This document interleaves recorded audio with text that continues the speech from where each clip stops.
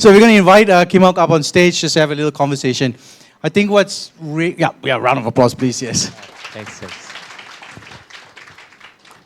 I think it's interesting that we are at a really interesting place in the sort of like Malaysian culinary topography, that there are many restaurants that are opening, and they're very good restaurants, and there are a lot of exciting things that are happening. We're seeing a lot of talent come back from overseas, um, and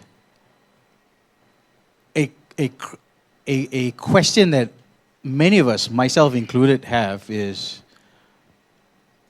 why are we having such an enormous struggle trying to both first hire and retain people in the kitchen and people in the front of house? And so that's going to be the framework of our conversation today. And I think this goes across the board for every sort of food and beverage service, whether it's a hotel, whether it's catering, whether it's a restaurant, independent restaurant, or a chain restaurant. I think like everybody is having this sort, and I guess this is the conversation that we're having. I would encourage you to use the pigeonhole to pop in as many questions as possible, so that we could have a more democratic conversation, I guess, about this. And I'm sure many of you have got opinions or questions that you think maybe Kim Hock can answer, and he answers most questions quite well. Hopefully. Hopefully, yes. So maybe you want to weigh in a little bit on this, Kim Hock. I think generally, it's a common problem to see, or or should I rephrase? It's part of the business, right? When you want to run a kitchen or you want to run a restaurant, you'll have senior positions, or you need senior positions, and these positions are. I think generally, everyone's actually looking for the same talent as well. As in, our talent pool in Malaysia generally is relatively small, because we are still at a very, very infantry stage of our culinary scene. So the good thing about what we have seen over the past 2 years, especially after the Michelin or after the 50 Best, is it's actually pulling a lot of talents back to our country. Because the thing is, then to work in a Michelin star restaurant, you don't have to be in Singapore, or you don't have to be in European countries. You can probably have the same experience locally as well. So I think that kind of helped to, in some way, to kind of keep our talents here. And to be very honest, we kind of always have this conversation that, in the next 2-3 years, it'll be an interesting time in Malaysia, because, a lot of big brands are coming in, right? And that gives a lot more opportunity. And if there's anything, I just came back from Singapore, right? And well, I think one of the reasons why Singapore is always in the talk is because we share a lot of culture, we share a lot of similarities, and even for Penangites, right? It's the next step up is always to leave Penang for Singapore, right? That's a common thing. You always see that, and not Thailand. Even though we are actually closer to Thailand, but I think in terms of language barrier and stuff like that, we share more similarities to Singapore. And of course, crossing that one bridge, you get 3.5 times the price, right? But the thing is, also this morning I was reading the news, and actually the industry in Singapore is also suffering at the current moment because of the financial situation and stuff like that. So they are also cutting down on manpowers. And recently we actually had someone that walked through our doors, try to get a position as a sommelier, and he was based in Singapore for the longest time, right? But the thing is, look, how many more will we see, and how many more of the senior positions are we going to lose to places like Singapore or even Australia? I think our take is we just need to get ourselves ready for this. It's going to be a constant issue that need to be addressed. And if it's addressed right, I think we should be at a point where staff retention is not to be very honest, not so hard. So you're saying that one of the things that we should be ready for is that there is going to be an osmosis of there's going to be a continuous osmosis of talent leaching away from the talent that we grow here, and then and it leaches out. And also a backflow. And also a backflow. And also a backflow, right? Yes, and also a And in backflow. that case, restaurants have to be far more prepared to be able to retain and adapt to the talent. Yes. Because the thing is, look, I think all in all, over the past few years, we are so used to how local people work because we are predominantly, all these positions were taken by only local people, and it's one of those things that you don't see, like in comparison to Singapore, you have a lot of senior positions that's taken by a more diverse background. For instance, you can get someone from South America taking up sous chef position. Likewise, from Penang taking up positions in Singapore, right? So I think one of the things that we have to kind of eventually get ready of is the multiracial backgrounds of or the nationality, nationality of the chefs, and yes, I think to a certain extent the attributes would eventually help us to grow even further. Yeah, so you're quite positive then about the talent pool in the next 5 to 10 years, for example. I think so because I think is like what I said, a lot of big brands are opening, for instance, Park Hyatt just started, and we haven't have a hotel of that scale, never in our history, right? And it's The coming Waldorf here. is also opening. Yes, and it creates a lot more job opportunity, and I think to a certain extent what we see now in the current scene might eventually be something like Thailand 9 years ago or 10 years ago, right?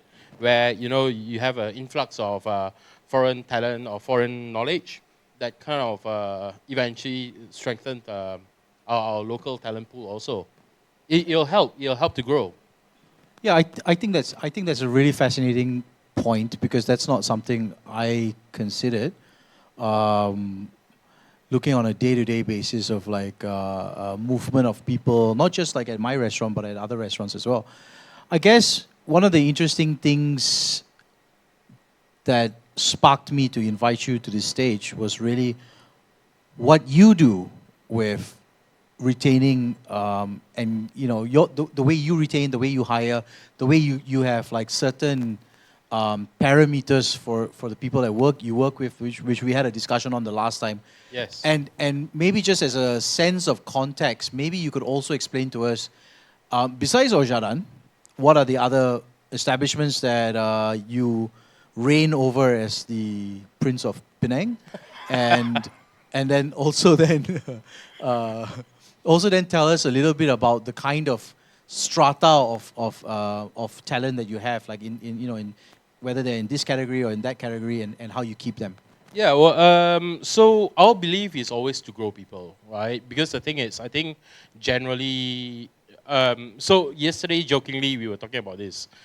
Someone kind of mentioned about the title where does all the sous chef goes, right? And they said, all went to Ojadan because we, in an establishment, a small establishment like ours, we have 5 sous, right? Yep. Okay, that makes sense. And then of which we like all of them are actually grown in our establishment, but to a certain extent, we kind of see where the strengths are, and then we kind of put them in places and we grow them. I think look, everyone was complaining, I cannot find senior positions, right? I think that's always like that. That's my take, right?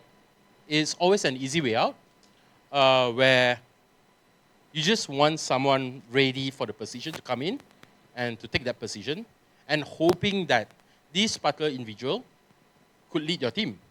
But the thing is, I always believe in the DNA or the practice that one restaurant has, right? So sometimes, like even for ourselves, as much as we want to hire someone from outside, because the thing is, it's an easy way for your team to see something new. Sometimes new blood is also crucial in an establishment. But the thing is, how are they going to adapt to us, and how are we going to adapt to him? Because it's two ways, right? That's the reason why I said just now, like beginning of this conversation, I said we have to start to adapt or learn how to adapt to new talents or to new senior positions. Because the thing is, eventually this is going to happen, and if you're not ready for it, eventually these people would leave us again, right? I think I'm pretty confident with the current situation because the amount of people that we lose, like eventually growing up to senior positions and lose, and the amount of people that's coming back due to various reasons are pretty positive looking. At least that's what I thought. Um, But you're generally quite a positive person also. yes, yes. I sit on the other side of the spectrum. But, we were speaking a little bit earlier over the phone, and there was something really interesting that struck me. We both run our kitchens quite differently, but there's this really one interesting thing that struck me, especially when it pertains to two things. The first of The growing maximum years. so first growing your own people, Yeah. and then secondly the influx of like new culture, new blood. And what you told me is you cap junior positions at a certain amount of years, Yes. and then They have to go and explore the so world. could you explain that to us a Yeah, little yeah. bit? So the whole idea is, to grow them into a senior position. Like even our current exec chef or our current head chefs, they have done the same, right? So for junior positions, we'll normally keep them for a maximum of 3 years. After 3 years, we'll push them out from our kitchen. The reason being is because otherwise, we are lucky enough that our staff turnover rate is relatively low, right? Last year we lost two, right? And that is the very least that we could already ask for. But at the same time, the bad thing about it is then you don't have new blood. No new blood. The culture is going to be the same. It's going to be stagnant. I'm not saying that we are not growing, but always if you have new talents, it's an injection. But like what I said, similarly for the younger generation chefs, we want them to explore, right? But also we kind of categorize our people into two, like those that can explore, as in you have confidence that you put them in a sea, they'll swim, and those that you put them in the sea, they'll drown. Yeah, but you've got a really interesting take on that. So Yes. typically, when someone says something like that, it's quite divisive, right? Typically, you say, "Oh, okay, this guy's got potential. We're going to keep. We're going to grow. We're going to nurture," and then this guy is not really going to make it. We usually let them drown. But Yeah. that's not your No, take. no, no, no, no. Because the thing is, what we always believe is building a system, right? When that's the reason why you have a development department. You have an R&D development to kind of run on specific skills or to kind of to explore new techniques, to explore new flavors, right? And I think to a certain extent, for us, we separate our team into two. Some are the thinkers, the ones that thinks, and you have to kind of understand the fact that certain chefs, they are very very good execution, but they are not thinkers, right? And the earlier we understand this, the earlier it is better for them, right? Because the thing is, likewise, certain chefs are meant for fine dining. Some chefs are just meant for casual. Like if you put them in whatever that they are not good at, they will eventually struggle, and lead to eventually burnout. So what I'm hearing from you is a very active decision for you to set your team up for a successful tenure Constantly, with you. constantly, So yes. you constantly put them and reposition them so that that they are always in a position to be successful, and Yes. always in a position to sort of like learn. And you do that by identifying talent. You do that by identifying the type of character they are. Yes, and How, also because the thing is, once you have a system in place, and you know, the new sous chef will train the old sous chef will train the new sous chefs. That's the reason why we like our side, right? For pastry chefs, we we always like to put whoever that's not good at pastry in pastry. in pastries, because that's how That's they what we learn, do. right? Yeah. That's how they learn. Likewise, like what I said just now, those that we kind of identify that, you know, you'll move further with us, then we'll keep them, and then we'll identify specific skill sets, and we'll kind of really push them on those. And these people are those that kind of stayed along us for the longest time. So you have you in overall throughout your organization, the ones that you manage and the ones that you own, how many, how big is this team? So we have a total of about 40 chefs now, throughout all the outlets, of Including front of house, everybody. about 60. About 60, yes. So just how I'm trying to wrap my head around how you would be able to almost individually put together a system or a program that manages to track and also accelerate the potential of No, your team. I think because every chef behaves very, very differently, right? So when it comes to appraising or appraisals, right, it is still very much a manual work, right? That's the reason why we have to be actively involved in the kitchen. Sometimes it's not like, look, you know, how often do we really, you know, dirty our hands to really cook, right? We don't. But our position is there to identify, to see, you know, what can be done better, and also at the same time to see, you know, what works best for them. And also, of course, the moral support, right?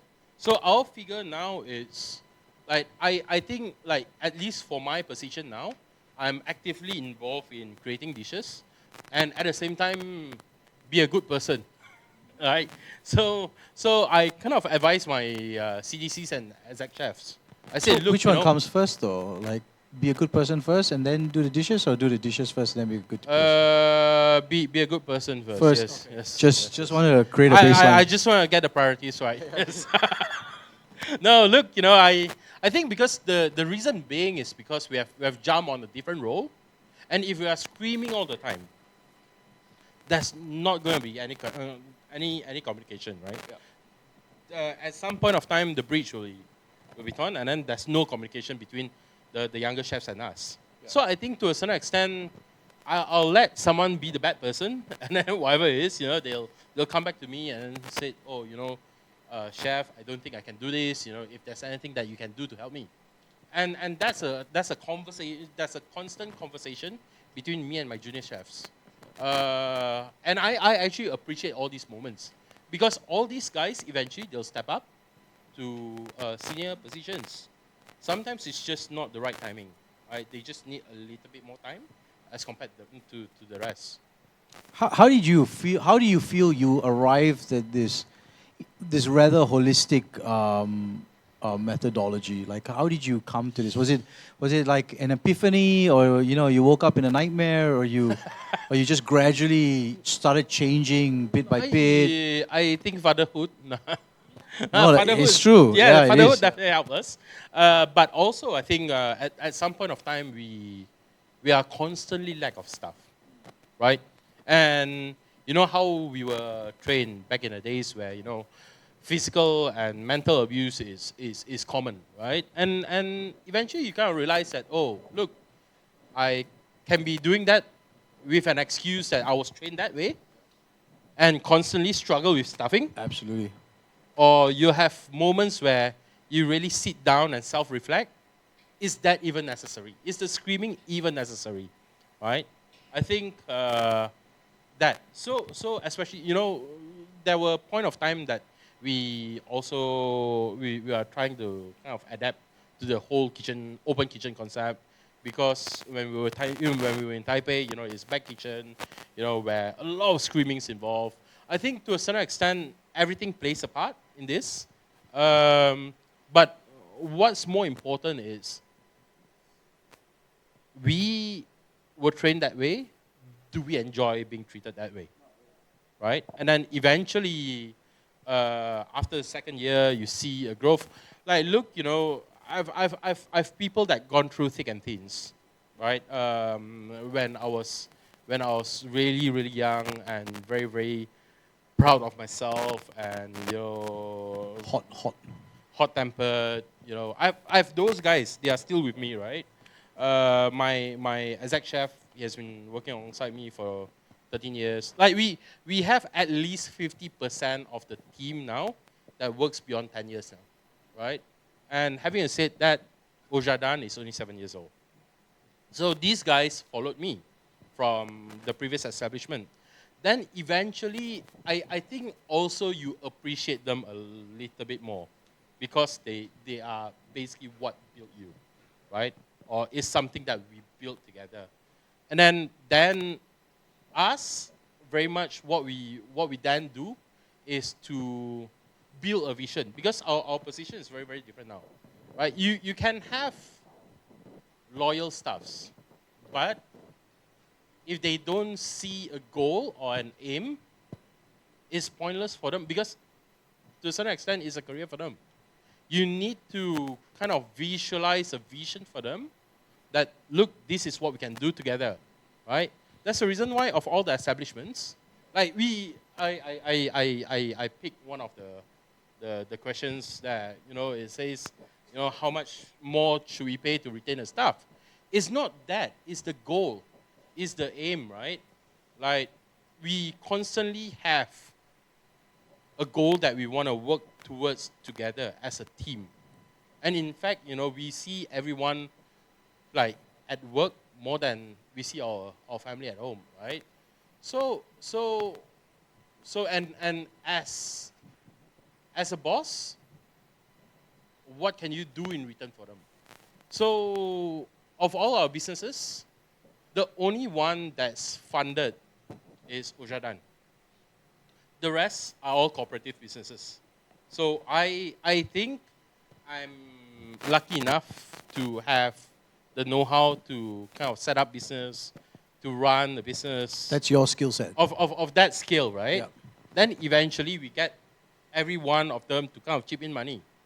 For the to benefit run. of everyone here, maybe you'd explain how does your cooperative business work, or what is a cooperative business? Right. So for whoever staff that work alongside us beyond 2 years, we build new brands for them, right? We build brands, and then eventually we get every one of them to chip in money. And then, of course, we have a pay-up capital to be fulfilled. Those that's not taken, then only we'll kind of put in our own money. But the whole intention is to help them to go on a entrepreneurship role as well, to understand the P&L and stuff like that behind the restaurant.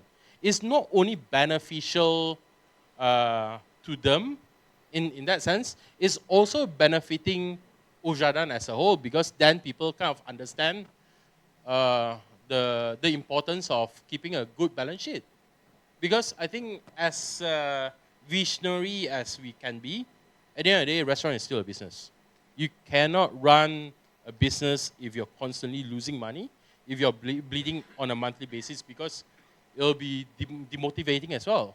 So the whole idea is those cooperative business, which they have shares in, they kind of understand how things work in a smaller scale, right? And eventually we'll find potential buyers and we'll sell the business, and everyone pocket a chunk of money. So then I think the fulfillment is definitely greater than drawing a high paychecks on a monthly basis without a vision or without an aim, right? But if you're talking about Ojadan, Ojadan-wise, right? Then we are constantly pushing for, this is our new aim.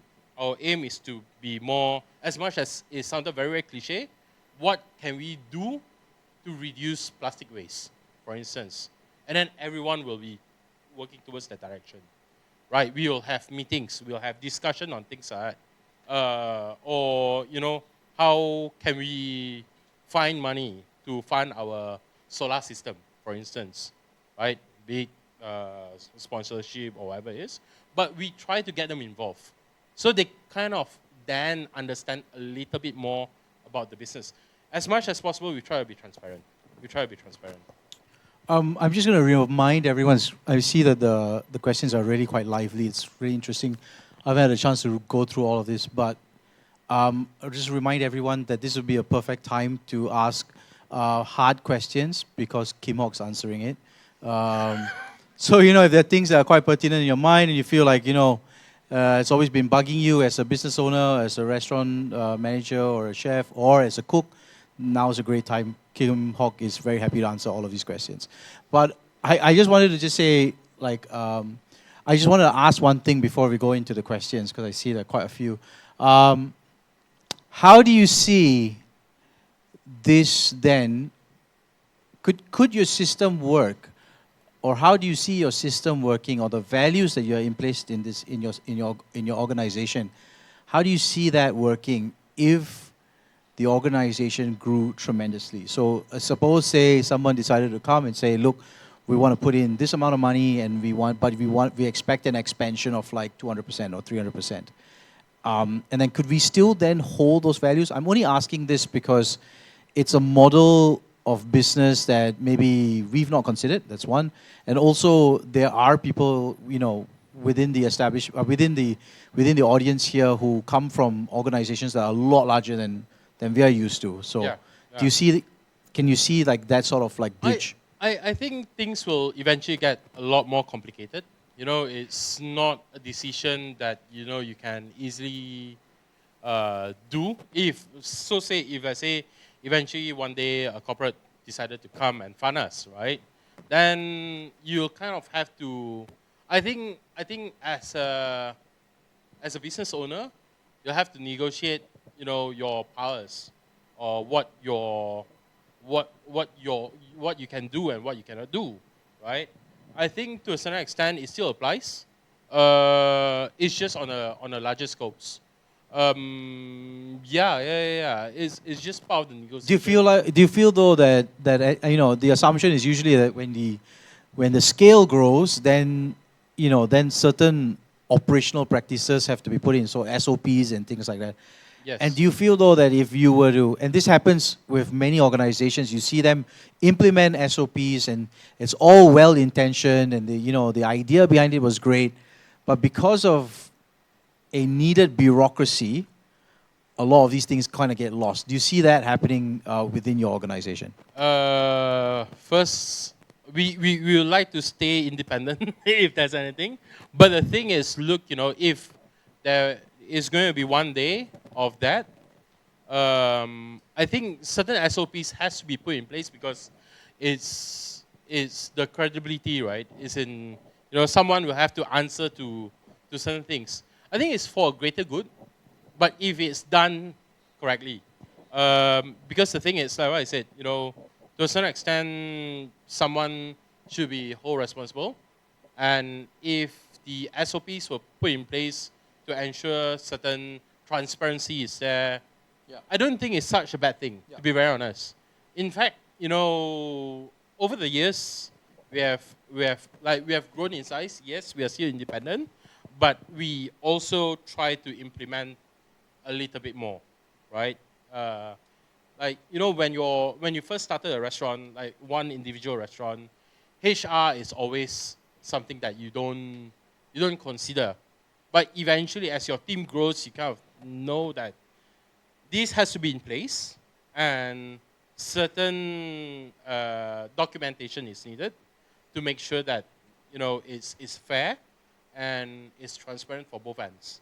And I think it's for a greater good. And if you were to grow that business, if the intention is to grow that business into a corporate back model, then that's the only way. That's the only way. But I think it's still applicable to a certain extent because hospitality is still very, very much. It should be an industry where it's still very, very versatile. It really depends on the genre of restaurants. But if you're talking about fast foods and stuff like that, there's no doubt in that, right? But if you're talking about something that we are currently doing, to a certain extent, the the party that you choose to work with need to understand The the core values. value of Yeah. the restaurant. Yeah. Otherwise, it loses its charm, no? Correct. And in it lose the valuation. Let's jump to the questions real quick. I think we've I think we've addressed. Do you have to pay more to retain staff? Um, what is a fair pay for a chef compared to other industries? So what is a Delicious. fair pay? Right. So I think in Penang we work differently. In fact, we would like to believe that we are paying fairly, right? Because the thing is, I don't know if you know, Ojadan is a 4 days operating restaurant. Uh, the reason being is because when we first started, we were based in Taipei before we started Ojadan. And at some point in Taiwan, of course we are making money, but also we left the country burnout. And we put ourselves in that position, right? Where, if you're constantly doing 16 hours for 6 days a week, you're going to lose a lot of stuff. So then eventually we realized that, look, we kind of formulated this. We are not entirely sure at the very beginning. There's a lot of trial and errors as well. When we first started Ojadan, we do 4 services a day. It's crazy, right? And the whole reason being is because we want to maintain a 4 days operating restaurant. So we do brunch on the weekends. We do lunch, a separate menu, dinner, a separate menu, and supper menu, right? And then eventually, as we turn around, luckily we turn around, we start to scrape brunch away, we start to scrape dinner away, supper away, because we realize that, look, this is very much the main focus. The whole idea is to kind of make sure that we stay afloat, at least for the first few. And Penang, mind you, 7 years ago, is a very, very difficult environment to have a restaurant of this genre. So I think there's not one definite formula for this, but it's very much what works best for you. So for us, yeah. Are we talking about the fair pay, right? Yeah, you're still talking about fair pay. Yeah. Yes. So then, I think it's pay versus the work days that you have, and that's the reason why. Look, in a restaurant like in Ojadan, is one single vessel, and we always believe that as a business, you have a maximum ceiling that you can bear, right? In terms of the number of headcounts, in terms of the amount of money that you can pay as salary. Then there's a ceiling to it. But of course, there's an easy way out, which is jacking up the price. But we try to ensure that our price is still accessible. So, there's a ceiling to it. So me, as a business owner, then I'll have to kind of think, what more can I give to my staff? And that's where the cooperative business comes in, right? You don't earn based on your month-to-month paychecks. You get dividends from other businesses. We are lucky enough to have sold some, like our business at a very, very good price. And everyone pocketed from that, right? And everyone's happy, right? It's not necessarily the month-to-month paycheck. But I think to a certain extent, what is very, very important is to remain a certain amount of transparency. So for our case, because look, you like it or not, in a restaurant, You have good times and bad times. You have peak period and quiet periods. Where I think to a certain extent, that's when the service points comes in, right? When it's busy, everyone work harder, yes, and then at the end of the month, you get better service points. Yeah. And it kind of reflect, right? Like the effort that you put in to make sure that, a service, a busy service is done right, is kind of reflected on your paycheck at the end of the month. And I think it's less burdening to the business. Because, look, we try to, as much as possible, have a justified figure for both the staffs and also the business owners, like the investors. Yeah. I'm just going to, we don't have a lot of time left, but the two questions I want to ask, they're not necessarily the next two, but let's just tackle number one, these two over here. How can we cope better when young talents that we've groomed, invested time in, potentially passing the torch to leave for better opportunities or start something with their friends or bake muffins at home? And I guess it's kind of like related to, is it our fault that these young cooks also then leave for better opportunities? But this is one question. I've got another one after that. So Okay, this is one question. let's keep that as one question. Yeah. Look, I think all in all, that my take is, as a business owner, you cannot be sour over people leaving you, right? I think that's very much just as natural as it could be. It happens to whatever industry.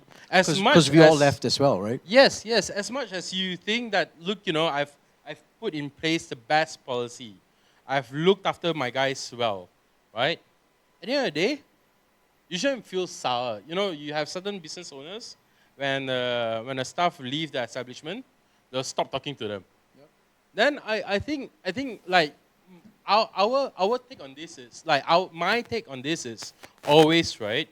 If someone that have spent enough time with me, that understand my style of work, when they want to leave and start something, I'll always offer them if they need money to kickstart their project, right? Because the thing is, look, I think they have to see this as in they have to share the same vision to a certain extent where, if you're doing this together with me, you'll have a lot of guidance from me, of course, as a new business owner. And also at the same time, you have backings from us as well. You get a lot of support from us. But, okay, regardless, if you still decided to leave, there's always a possibility of them eventually come back. That's the reason why, like what I said just now, we kept our staff at 3 years. After that, they leave. But eventually, if they feel like coming back and take up senior positions, we are more than happy to offer. Yeah, that's good. I think it shouldn't be a sour. It shouldn't. Yeah, be a no, sour thing. it shouldn't be. We're going to conclude with just the last question, which I think is a bit interesting. Where are all the female chefs, you reckon? Jordan too. Yeah, that's true. Either that or Nuri. Yeah, we have some really good female chefs. We don't purposely do this. We were talking about this for the longest time. The hottest topic in any of these symposiums now is empowering female staffs, and also about Equality, right? no the fucking green sustainability, yeah. right? So I think for us Green stuff. It's not that green stuff. I don't think we purposely address this, but somewhat other, when we have female chefs, not only chefs, even service front of house, we, to a certain extent, we need to ensure that they feel secure and they are taken care of. But that doesn't only apply to female staff, so that applies to every human being. So we try not to kind of specifically, address this issue. Yeah, but if And you create, eventually it comes in. yeah, because if you create an environment that is well for everyone, where anybody can see that they will thrive in, they'll do well in, then it doesn't matter. Yes. They are given the same opportunity. Like what I said, we have 2 female senior chefs now, and they were given the similar opportunity to invest in the cooperative business, take up senior positions as sous chefs. They are given the same. If there's anything, I think they are very, very competitive by nature. Yeah. And I think segregation to a certain extent, yes, it helps them, but also it kind of shows how biased you are to a certain particular person or whatever it is. I think, look, as a business owner, the only thing that we address, if it's a female staff, is when if there's maternity involved.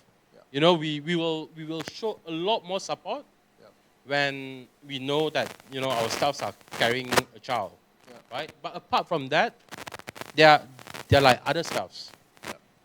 Thank you very much, Prince of Penang. I know there are a lot of other questions out there. Yeah, round of applause, round of applause. Thank you, thank you. He's done it very well.